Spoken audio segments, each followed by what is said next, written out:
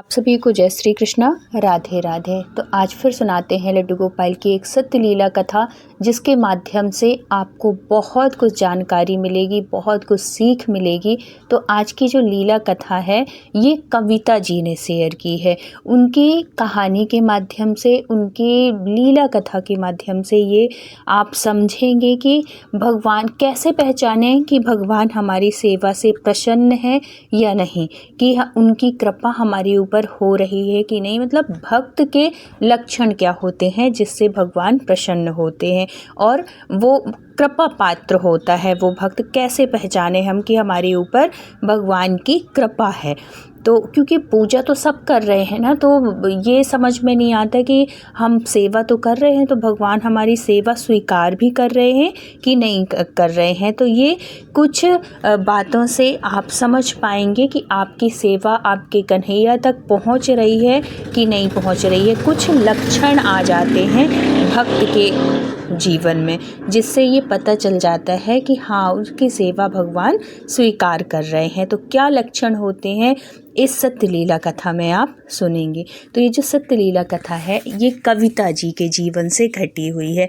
कविता जी को मतलब कविता जी का जो जीवन है ना वो ऐसे मोड़ पे आ गया था, ऐसे उनके जीवन में ऐसी परिस्थितियां आ गई थी जिससे कि उनका घर परिवार सब कुछ ऐसा लग रहा था कि अब कैसे वो संभालें, कैसे क्या करें। बहुत ही वैसी सिचुएशन आ गई थी, लेकिन उनको ये भरोसा था कि मैं तो कन्हैया की सेवा करती हूँ, मैं तो भगवान की सेवा करती हूँ, तो मैं इस परिस्थिति से भी बाहर निकल आऊँगी। क्या था कि ये जो कविता जी हैं, कविता जी के हस्बैंड और उनके 2 बेटे थे। जीवन बहुत अच्छा चल रहा था, भगवान की असीम कृपा थी, भक्ति थी, सब कुछ थी। लेकिन अचानक से कुछ ऐसा हो जाता है उनके जीवन में। इनके जो हस्बैंड हैं, इनके हस्बैंड का एक्सीडेंट हो जाता है और एक्सीडेंट की वजह से इनके मतलब इनके हस्बैंड की जो जॉब है वो चली जाती है और ये रहती थी शहर में। अब शहर में तो एक जॉब ही साधन होती है ना, जो मध्यम वर्गीय लोग होते हैं उनका सिर्फ एक वही होता है कि जो हम नौकरी करेंगे उससे पैसे आएंगे, उसी से हमारा परिवार चलेगा। और उनकी स्थिति भी ऐसी नहीं थी कि कोई घर का सपोर्ट कर रहा हो, कि कहीं और से कोई वो हो कि कहीं से भी कोई सपोर्ट मिले, ऐसा कुछ भी नहीं था। सिर्फ उनकी नौकरी से ही उनका घर परिवार चलता था। तो 2 बच्चे थे, वो भी पढ़ने वाले बच्चे थे। अब इनका जब एक्सीडेंट हो जाता है और ऐसी स्थिति आ जाती है कि इनको मतलब बेड रेस्ट ही हो जाता है। तो 2-3 महीने जो थे इनके जीवन के, ये ऐसे चलो 1 महीने का निकाल दिए, बच्चे का खर्च है, बच्चे के स्कूल की फीस है, सब कुछ है, ऐसे निकाल दिए। 2 महीने हुआ, थोड़ी कम वो हुआ, तीसरे महीने मतलब वो बेड रेस्ट है। उनके जो पैर थे ना वो बहुत ज़्यादा चोटिल हो गए थे, जिसकी वजह से उनके पैरों में प्लास्टर बंधा हुआ था। 2-3 महीने जो पक्का प्लास्टर होता ना, वैसे चलने फिरने के लिए भी डॉक्टर मना कर दिया था, क्योंकि कमर में भी चोट आई थी इस वजह से। अब उनकी स्थिति जो है ऐसी होने लगी, क्योंकि ये जो थी कविता जी जो थी ये हाउस वाइफ थी, ये घर में ही रहती थी, अपने पति के ऊपर ही आश्रित थी। तो अब कुछ और ऐसा साधन भी नहीं कि कुछ और वो लोग कर सकें। अब पति बीमार है तो पति की सेवा भी करना है। बच्चे ऐसे नहीं थे कि बड़े थे, बच्चे भी छोटे छोटे थे, पढ़ने वाले ही बच्चे थे, स्कूल के बच्चे। अब कैसे क्या हो, और शहर में आप रहोगे तो ज़रूरी जो खर्च है, जो परिवार के खर्च है, चाहे आप कमाओ या ना कमाओ, वो खर्च तो आपको करना ही पड़ेगा। खाना खाने के लिए ज़रूरत की चीज़ें तो आपको लगेंगी ही। तो ऐसे ऐसे इनका जो पैसा था, थोड़ी बहुत जमा पूंजी थी, वो भी ख़त्म होने लगी, सब कुछ। अब उनको मुझे लगने लगा कि हे कन्हैया, आप क्या चाहते हैं। जैसे हमारे जीवन में भी, किसी के भी हर इंसान के जीवन में कभी ना कभी कोई ना कोई परेशानियां आती हैं, तो हमारा मन बड़ा विचलित होने लगता है कि हे कन्हैया, आप हमारे साथ हो भी या नहीं हो। कितनी ऐसी परेशानी आ गई है, कैसी मुसीबत आ गई है, आप हमारे मतलब हेल्प करो या सहायता करो, कुछ भी ऐसा करो कन्हैया जो कि हम इस सिचुएशन से, इस परेशानी से हम बाहर आ सकें।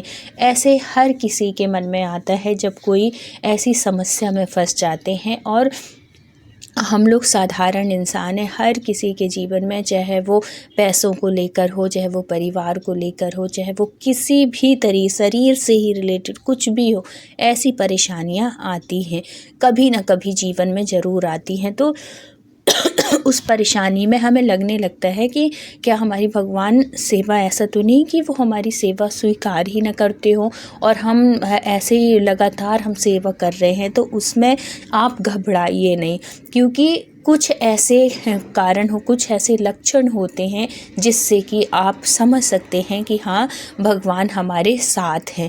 कुछ आपके जीवन में, आपके अंदर ऐसे चेंजेस आ जाते हैं, आपके विचार ऐसे होने लगते हैं ना, अगर आपकी ऐसी सोच हो जाए तो आप समझ जाइएगा कि आपके भक्ति से, आपकी सेवा से भगवान प्रसन्न है। क्योंकि ये जो परिस्थितियाँ आती हैं ना, ये भगवान हमें और मजबूत करने के लिए देते हैं कि देखता हूँ इस परिस्थिति में भी ये मेरी सेवा करते हैं कि नहीं करते। तो वो कभी ना कभी हमारे जीवन में जो ऐसी परेशानी आती है ना, उससे घबराइए नहीं।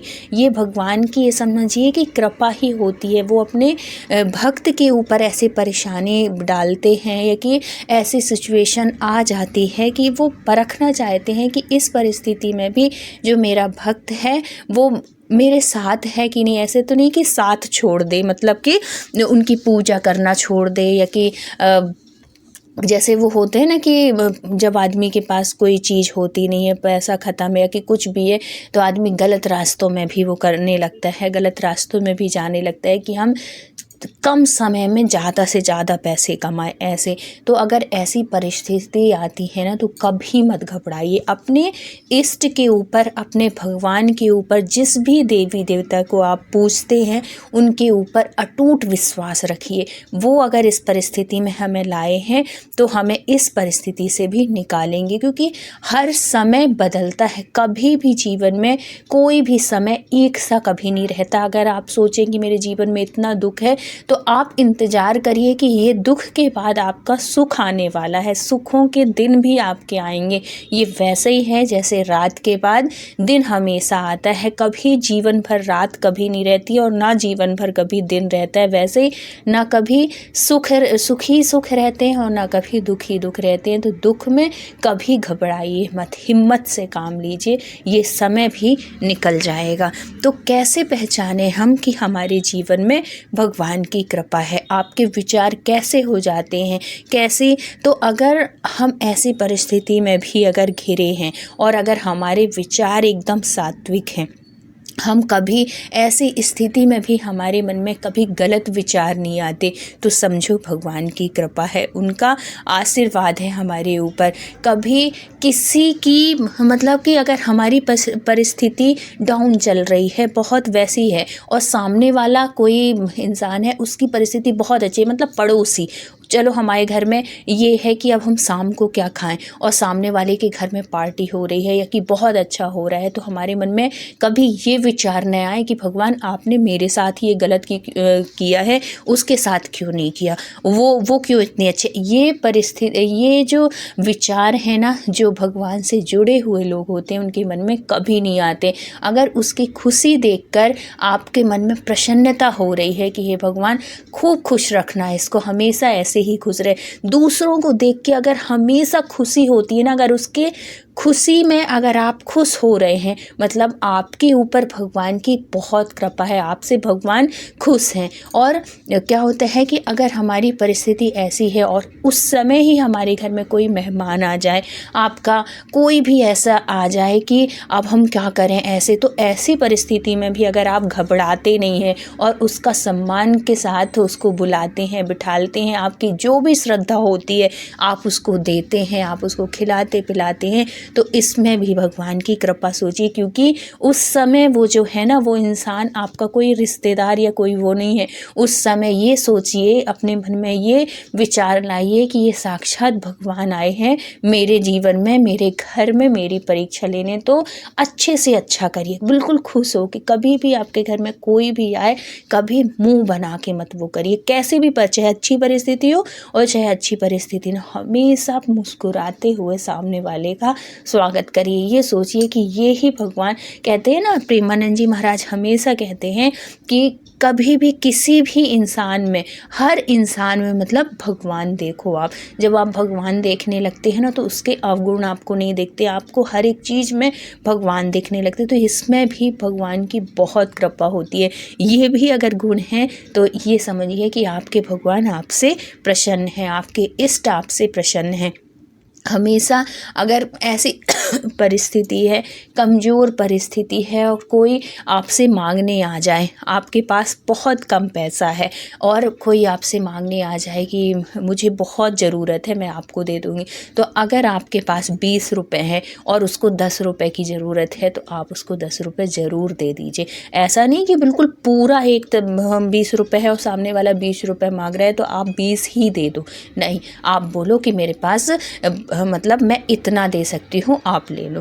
तो इतना भी, अगर ये नहीं कि बहुत से लोग आपने देखा होगा कि उसके पास पर्याप्त धन है, सब कुछ है, लेकिन कभी ज़रूरत में कोई अपने या कोई भी उससे हेल्प मांगता है, उसके पास हमेशा ना होता है, कोई ना कोई बहाना बना देगा कि मैं अभी अभी ही खर्च की हूँ, अरे 2 दिन पहले आ जाते तो मैं दे देती या दे देता, कुछ भी ऐसे करके। मतलब परिस्थिति बहुत अच्छी होने के बाद भी लोगों के हाथ से निकलता नहीं है। और अगर आप उदार दिल हैं, आपकी परिस्थिति उतनी अच्छी नहीं है लेकिन आपका दिल बहुत उदार है, आप देने के लिए हमेशा तैयार रहते हो, तो इसमें भी अपने कन्हैया की कृपा समझिएगा। आज नहीं तो कल आपके जीवन में खुशियाँ ज़रूर आएंगी। तो ये परिस्थितियाँ जो होती हैं ना, उससे हमें ये सीख ले लेना चाहिए, उससे घबराना नहीं चाहिए कि हम कैसे उभरेंगे। बस ये सोचना चाहिए कि कुछ दिन और बचे हैं, फिर सब कुछ अच्छा होगा। हमेशा अपने जो विचार हैं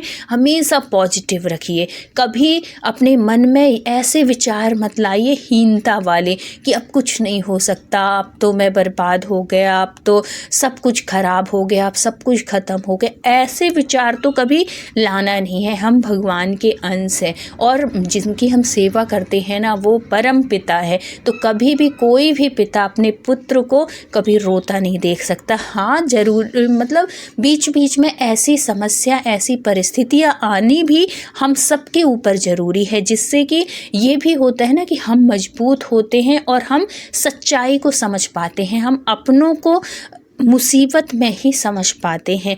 बहुत से ऐसी सिचुएशन आ जाती है कि हम हम मोह में अंधे हो जाते हैं, हमें लगता है ये मतलब सामने वाला ही सब कुछ है। लेकिन जब हमारी परिस्थिति बिगड़ती है तो जिससे हम इतना प्रेम करते हैं, जिसको हम इतना मानते हैं, चाहे वो घर हो, परिवार हो, अपने हो, और उसी समय पे हमें सीख मिलती है कि कौन हमारा है और कौन हमारा नहीं। तो ये सब कुछ जो होता है ये सब भगवान की कृपा से ही होता है। इसलिए कभी भी किसी भी परिस्थिति में आप घबराओ नहीं। और बहुत अच्छे समय आपके चल रहे हैं, बहुत ही पीक पे आप चल रहे हो, बहुत खुशियां हैं, चारों तरफ से आपके खुशियां हैं। तो इस चीज़ का भी हमेशा ध्यान रखो कि ये सवेरा है, अंधेरा भी आने वाला है। इसलिए भगवान का नाम हमेशा लेते रहो। अगर हम भगवान से जुड़े रहेंगे ना, भक्ति से जुड़े रहेंगे, तो हमारे जीवन में हमेशा खुशियाँ रहती है।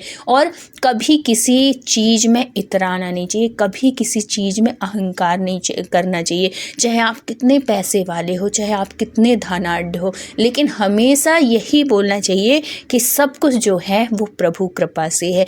कभी अपने आप को जोड़ के नहीं कि ये सब कुछ जो है ये मेरा है, ये मैंने कमाया है, ये मेरी वजह से है।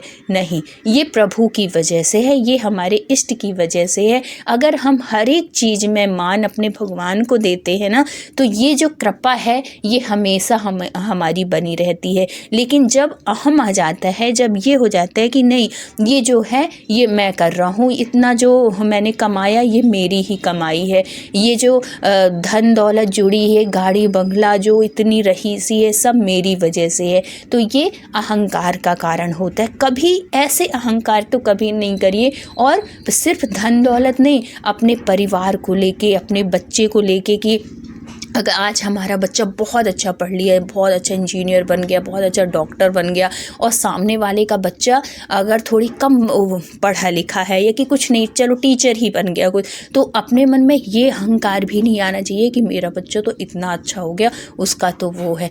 ऐसे कभी भी वो नहीं होना चाहिए। मतलब किसी भी तरीके से किसी भी चीज़ को लेके अहंकार नहीं होना चाहिए, घमंड, अपने आप में गर्व नहीं होना चाहिए, क्योंकि गर्व का जो मर्दन है ना, भगवान बहुत जल्दी करते हैं। इसलिए घमंड नहीं करना चाहिए किसी चीज़ की। जो भी हो रहा है हमारे जीवन में, अच्छा है, बुरा है, सुख है, दुख है, सब भगवान की कृपा से हो रहा है। तो जब हम हर एक चीज़ में भगवान की कृपा समझने लगते हैं ना, तो दुख में भी हम घबराते नहीं हैं और सुख में भी हम फूलते नहीं हैं, क्योंकि ये हमें पता है कि ये जो हमारे सुख के दिन हैं वो भी भगवान की कृपा से हैं, और ये जो हमारे दुख वाले दिन हैं वो भी भगवान की कृपा से हैं।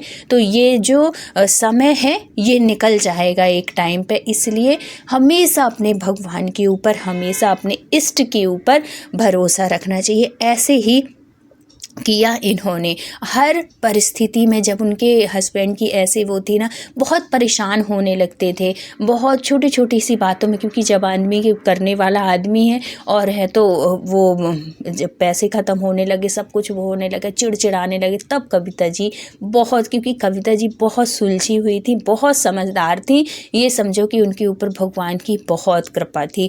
तो वो समझाती हैं कि देखो ये समय भी निकल जाएगा, और है तो देखना एक दिन तुम ठीक हो जाओगे। हमेशा थोड़ी, ऐसा थोड़ी है कि तुम्हारे पैर ठीक नहीं होंगे, तुम ठीक नहीं होगे, हमेशा के लिए बेड में आ गए, ऐसा तो है नहीं। एक समय के बाद तुम भी ठीक हो जाओगे, तुम्हारी भी जॉब लग जाएगी, सब कुछ हो जाएगा, अपना पहले जैसे ही सब कुछ चलने लगेगा। और बीच बीच में ढाढ़स बंधवाती थी अपने पति को, बहुत अच्छे से समझाती थी, और दोनों की बॉन्डिंग बहुत अच्छी थी। इसमें ना, अगर पति पत्नी दोनों में बहुत प्रेम है, एक दूसरे को समझते हैं, तो ये भी सबसे बड़ी पूंजी है, ये भी सबसे बड़ा धन है। इसमें भी भगवान की बहुत कृपा समझना चाहिए। चाहे हमारे पास पैसे भले कम हैं, चाहे और भी चीज़ें हमारे जीवन में भले कम हैं, लेकिन अगर पति पत्नी का साथ बहुत अच्छा है, प्रेम है, दोनों के रिश्ते में मधुरता है, तो इसमें भगवान की बहुत कृपा है। तो जब जब वो परेशान होते, वो जो थी कविता जी जो थी, उनको मतलब सांत्वना देती,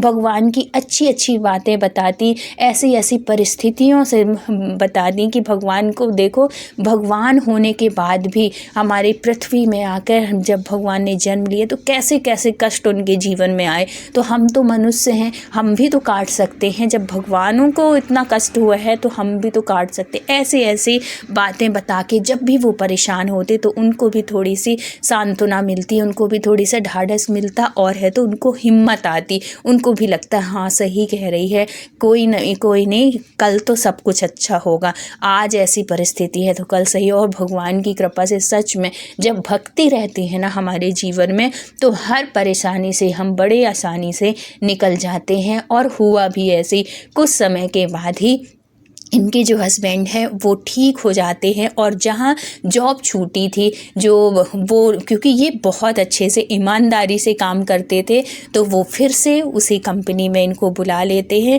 और जो उनकी पगार थी, मतलब जो उनकी सैलरी थी, उससे कहीं ज़्यादा बढ़ के उनको सैलरी मिलने लगती है, और भगवान की कृपा से उनका बहुत अच्छा चलने लगता है। और जब बच्चे बड़े होते हैं, जब थोड़ी सी वो हो जाते हैं ना, तो भगवान की कृपा इतनी अच्छी मतलब बच्चों को भी सीख दी थी ना, कि वो भी भक्ति से जुड़े हुए थे, वो भी पूजा पाठ। और आज के टाइम पे ना, अगर हमारे बच्चे भक्ति से जुड़े हुए हैं, इसमें भी अपनी भगवान की बहुत कृपा समझिए, बहुत कन्हैया की बहुत असीम कृपा समझो, कि अगर आपके बच्चे भक्ति से जुड़े हुए हैं, आपका घर परिवार भक्ति से जुड़ा हुआ है, आपके लोगों में मतलब आपके घर के लोगों में विचार अच्छे हैं, तो ये भी अपने कन्हैया की बहुत कृपा समझिए। तो ये कुछ अगर लक्षण आप में है, आपके परिवार में है, तो आप घबराओ बिल्कुल भी नहीं। कैसी भी परिस्थिति हो, ये समझो कि कन्हैया हमारे साथ हैं। तो ऐसी परिस्थिति में हमेशा हिम्मत से काम लीजिए। तो ये थी कविता जी ने जो उनके जीवन में घटना घटी, सब कुछ अच्छा हो गया कुछ समय के बाद में।